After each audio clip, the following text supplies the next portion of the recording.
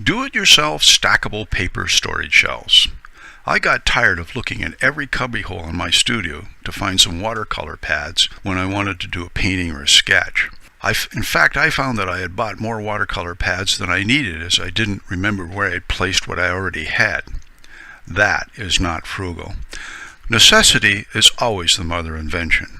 A quick browsing of the internet turned up all kinds of ideas, but no one idea would solve my situation. So I took ideas from various sources and designed my own system. I needed a shelving system that would accommodate 12 by 18 inch and 9 by 12 inch watercolor pads and artwork. This was so easy. I went to the lumber store and had a 2 foot by 4 foot 1/4 inch thick hardboard panel cut up into 4 1 foot by 2 foot pieces. I also had a 1 by 3 by 8 foot board cut into 1 foot lengths. Please note the diagram provides the metric measurements. As you can see, I attached with screws the 1 by 3 separator boards, one on each side of the 1 by 2 panels. This allows me to stack the panel assemblies one on top of each other.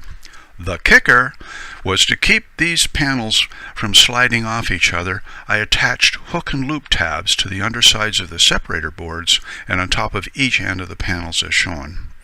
This system took all of an hour and a half, including the purchase of the materials to put together. I now have the storage shelves I need to file my watercolor pads and my finished artwork all in one place. This was so easy. This idea can save you a lot of money. Many thanks for watching. It would be great if you would hit the subscribe button and give me a thumbs up.